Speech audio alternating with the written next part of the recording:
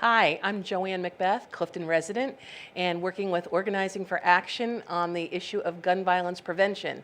And you might have seen us around the city all since the spring, and we're going to be producing a program at Clifton High School next week, and these are some of our speakers. Hi, my name is Nicola Bocour. I'm the project director of Ceasefire, New Jersey. Hi, I'm Robert Tessaro. I'm the president of Safe School Technologies in Fort Lee, New Jersey. Terrific. Well, thanks for coming today, guys, and we're going to sit down and talk about gun violence prevention. And so let's start off with finding out what is gun violence prevention and how does gun violence prevention impact everyone every day? Nico? Great question. Gun violence prevention is really about preventing death and injury by guns. That includes accidental gun deaths, gun death by suicide, gun death homicides, and really it's about two things. One is obviously stopping violence from happening and doing that through education and also by promoting gun ownership responsibility. And when you're talking about gun violence prevention, it's important to understand the breadth of it. America has a gun violence problem. Every day in this country, 33 people are murdered with a gun. Over the course of a year, 100,000 Americans are shot. 33,000 of them will die between murder, accidental, and suicides. So we have an epidemic of gun violence, and we need to do more, starting with this event at Clifton High School, to get the word out that people need to speak up in order to stop gun violence from spreading in their communities. But why do you feel this issue is so unique and so important? Well, gun violence, certainly, guns and firearms have a long history in the United States, and there is, in the Constitution, certain protections for gun ownership. But with all of the rights within the Constitution, there are certain understandable restrictions, and that's where the debate has arisen. Right now, there are hundreds of millions of firearms that are available in the United States. Those aren't going away anytime soon. So the question needs to be, what do we do to prevent gun violence? We're not talking about disarming people.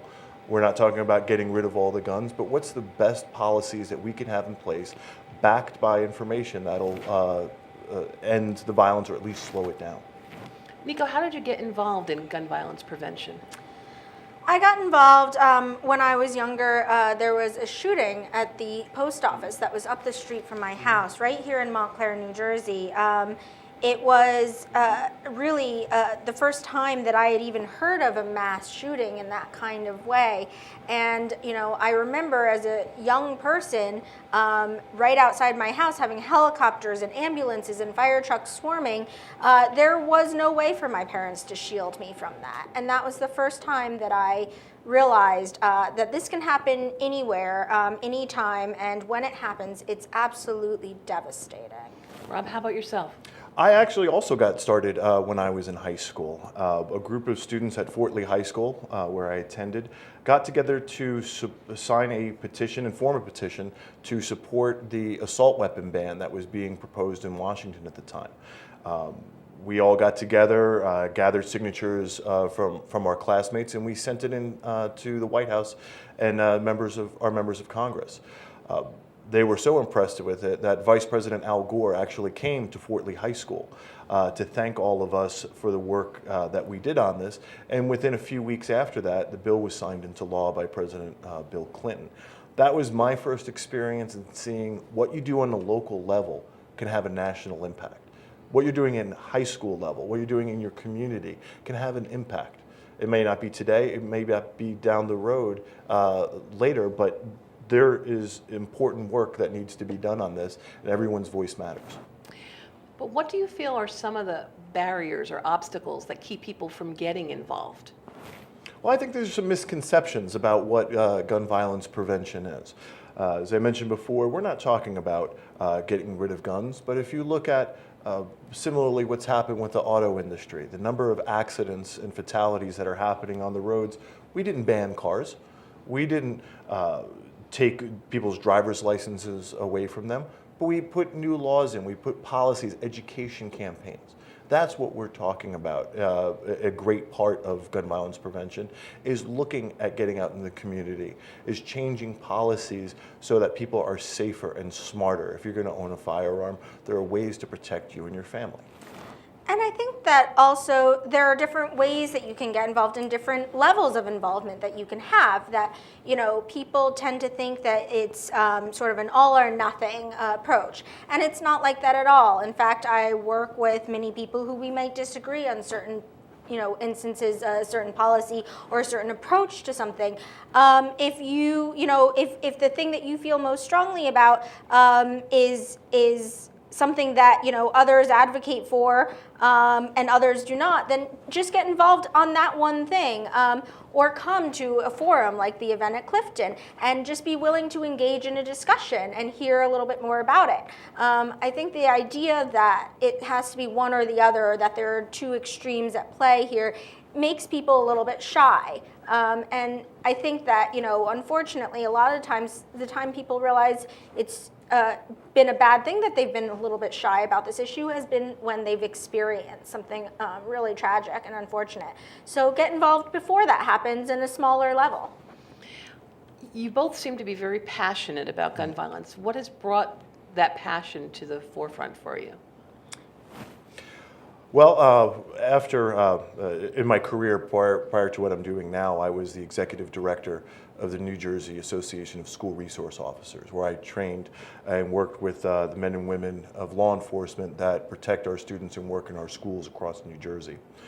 We had an incident where one of our school safety officers was shot and killed, an officer named JoAnne Reeves in Newark, while he was trying to protect students from a gang shootout that was occurring outside of the school. We were very outspoken and for the need for more to be done about gun violence, and I was invited down to the White House under President George Bush to represent the association and to represent New Jersey in what we were doing, the right things that we were doing to train our law enforcement officers. I had the opportunity while I was in Washington to meet with some impressive folks, some of my heroes, Sarah and Jim Brady, who founded the Brady Center to Prevent Gun Violence. And I had the opportunity to work for them for a number of years and consider them my dear close friends.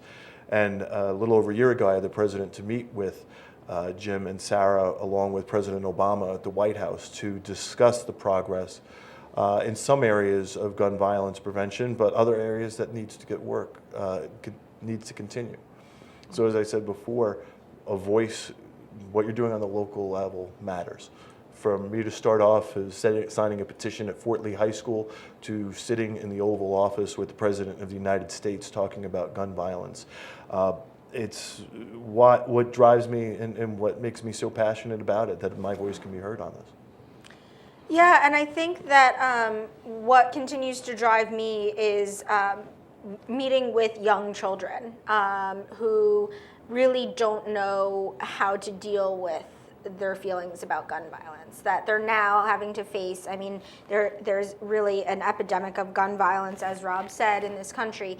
And what we're seeing is that because there tends to be a lack of willingness to have open discussion about this, without shouting, and without, the politics of it, that our young people, our students, our children are aware that this is going on and have no place to talk about it or learn about it or understand about it.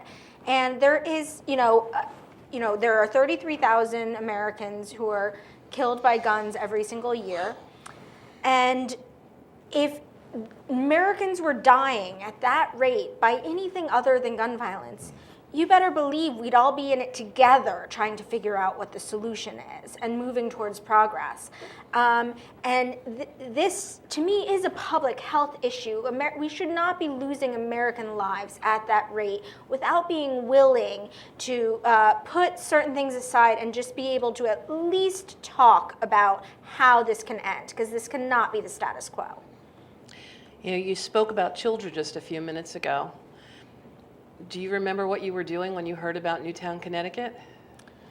I was holding my one-year-old daughter and imagining that could have been her in a year in that preschool, in that school, and with those kindergartners. So it's a day I'll never forget.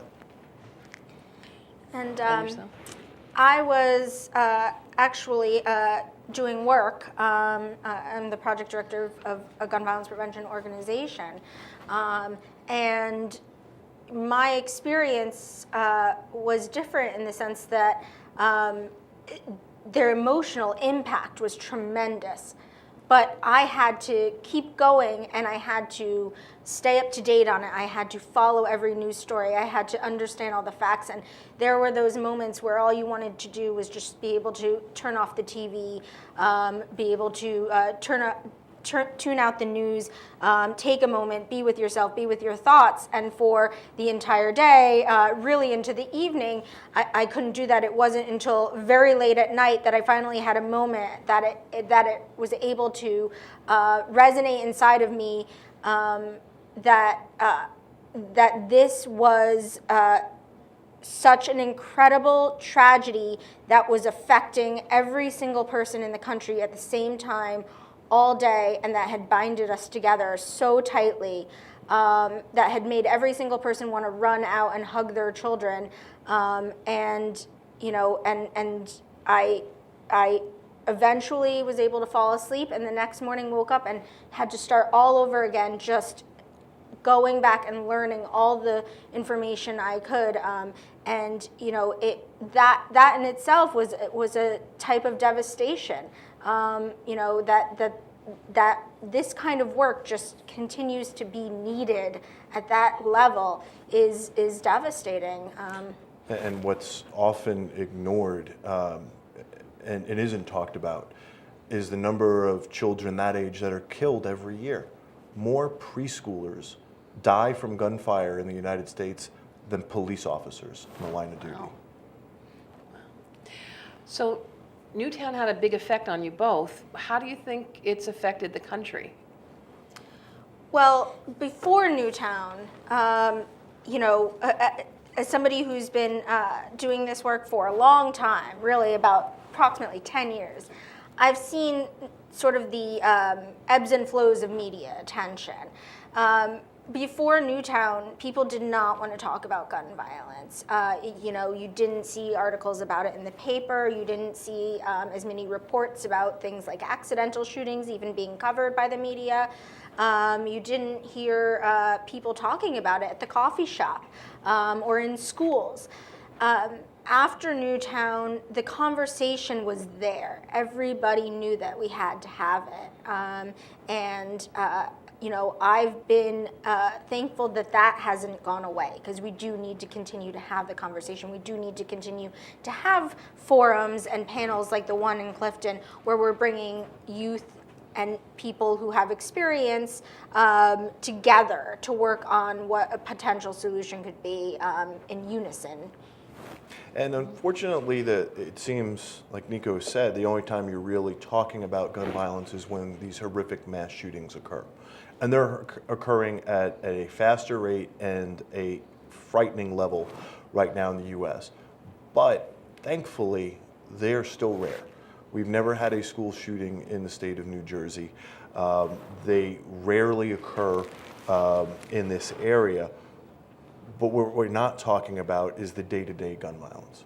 The 33 people a day that are murdered in this country, the 100+ people that are shot and injured. That is more of what we need to start addressing and getting to the bottom of what we can do, particularly in the area of suicide. It's almost twice as many people commit suicide with a gun that are murdered with a gun in this country. And it's something that we need to have that discussion as well, and not wait for it to impact your family before you do it. Okay, so you're almost answering my next question about why should New Jersey people get involved? Well, exactly. I mean, it can happen anytime, anywhere. We just had in New Jersey an incident that could have resulted in tremendous devastation, loss of life, which was when a gunman entered the Garden State Plaza Mall. It can happen here in New Jersey. It has been happening here. Trenton saw its most violent summer this past summer in history. And so, there is, gun violence here in New Jersey. And we do need to be aware of that and be willing to do everything we can to protect our state. But we also need to be able to do it because, we are one country. We're a unified country at the end of the day. We are the United States of America, and when something like Newtown happens in Connecticut, we feel it here. We do, and people want to get involved, and so that's why it's important that New Jersey offer ways for them to get involved, offer our own educational forums for them to come to, because a lot of New Jerseyans have been asking, what can I do and how can I get involved? We know that states that have gun violence prevention policies in place have less gun deaths in their states. We know that in the state of New Jersey, where gun ownership is lower than some other states, we see less domestic violence deaths. We see less suicide deaths in the state of New Jersey. But we know smart policies work. And we want to look at the models that other states have already enacted and see if that's worth what we're doing here in New Jersey. But again, it comes back to the idea of this needs to be a conversation. This needs to be an exchange of thoughts and not people shouting down each other, but an actual conversation about what will work. So let's talk about some specific steps for people to get involved. So, I think people get a little bit overwhelmed, and the first thing to do is to be willing to reach out. Come to the Clifton High School auditorium, come to this event that you're holding, where we're going to talk about it from different perspectives. We're going to talk about it from the perspectives of teenagers who are just coming into this issue. We're going to talk about it from the perspective of parents who are learning how to deal with their own activism, but also how to protect their children. We're going to talk about some different policy proposals, and we're going to learn a little bit about guns and the history of guns and sort of an understanding of the relationship between America and guns. So come to a forum like that and discover what speaks out to you, and then also know that there are organizations around the state that you can get involved with at different levels and in different ways. You can get involved through your faith, through your local faith organization, and ask them what kinds of programs they might have, or get involved through one of the organizations like Ceasefire New Jersey that I work for, and you can work on the state level or the federal level or just in your community. There are so many different ways to get involved. And I'd say get educated on the topic. Learn as much as you can. If you're going to read up on the internet, if you check some books out in the library, the more you know about this topic, the more intelligently you can debate it and have conversations about it. And like I keep saying, I started off signing a petition as a high school student, and being able to start from there and to catapult into activism and to getting involved on this on the national and state level, it can happen, and it's certainly something that I think more people should get involved with, if this is something they're passionate about.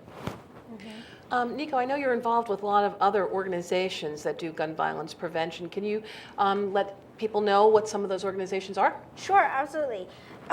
There is, obviously, Organizing for Action does a lot of work on gun violence prevention. You guys are all throughout the state, which is really great. So whether you're in Clifton or in your South Amboy or Princeton, wherever you may be, there are OFA branches all over the state. There's also an organization called Moms Demand Action. It's a national-based organization. They have an incredible New Jersey chapter, and they also, while their two chapter heads are based out of North Jersey, they do events across the state, and they have chapters in other parts of the state as well. And there are, many other organizations that have gotten involved in other capacities. There are many organizations, and OFA is one of them, do several issues, not just gun violence prevention, but have now taken on gun violence prevention. And some of those are bipartisan, some of them are partisan. Again, there are faith organizations who have been incredibly involved, and I've been invited in to talk at temples and synagogues and churches, and it's really what you're comfortable with, what reaches out to you and touches you, and something maybe that you're already involved in or that you already identify as, like a mom. There is a group out there that can help you to learn more and to give you that information. And you can ask them for information before you sign up on their membership list, you know? So there's really no reason to not reach out. Rob, why don't you tell us a little bit about what you're going to talk about Thursday night at Clifton High School. That's Thursday, November 14th at 7 p.m. at Clifton High School. You're going to be our lead-off speaker. What are you going to be telling us about? Well, I want to give people some basic information. I want to define what is the problem. Why are we talking about gun violence? I want to talk about the extent of it, where are the areas where we really are seeing the most horrific incidents of violence. And I'm also going to talk about what is a gun? What is an assault rifle? What is a handgun? What are the differences that we need to know when we're talking about these different issues with it? So I'm just basically going to be a firearm basics 101. So I'm going to give them the how, or excuse me, the what, and then I think I'm going to be turning it over to Nico, who's going to be going more into the how. So, Nico, what are you going to speak to us about? Well, I'm going to give an update about the current state of both state and federal laws. And I think a large part of what Rob and I are going to be doing is making it easier for people who attend, who might read an article, for example, in the paper, and say to themselves, you know, some of this stuff makes sense to me, but I just don't know. I just don't know what some of it means, or I just don't know what the backstory is, or, you know, what the difference is between what I'm reading about, you know, something in the paper that's happening on a federal level versus what I've heard about on the state level. So really what we're trying to do is bridge all of that information together. The information that's out there presently that is referred to a lot, that sometimes is a little bit, people are unfamiliar with or can feel a little bit overwhelming to them. So that this issue is as approachable as it should be to them. Right. You know, my hero, Jim Brady, who was Ronald Reagan's press secretary, Republican President Ronald Reagan. And one of the first things he told me was about this issue. This isn't a partisan issue. It doesn't matter what your party affiliation is. A bullet doesn't care if you're a Democrat or Republican, independent. This is a public health issue. And I really encourage everyone who's interested and can make it out to Clifton High School to be there on Thursday night to hear some of this information. By the way, I don't know if you realize, but Darren Wagner, who is a parent from Sandy Hook, he was lucky enough that his children came home. He was one of the lucky ones, but he still has a story to tell, and how the whole situation has affected him and the community. So if you really want to hear a powerful story, come and hear Darren speak. That's going to be amazing. And then at the end of our program, I have a surprise for everybody. Les Jeunes Filles, it's a group of 7th graders from Garfield Middle School. They've put together a singing group, and they're going to sing some special songs about peace and guns. And they will be performing, and we will have our monster-sized petition there to be signed. So it's going to be quite an event at Clifton High School. That's next Thursday night, November 14th. So we hope everybody can come on out and meet with Nico and meet with Rob and our other speakers and learn a lot more about this issue so that we can all have the conversation. Well, we look forward to seeing you on Thursday. Yes, we do, and hearing from Darren. Okay, thank you very much. I appreciate you Thank you. coming out today. Thank you. Thank you.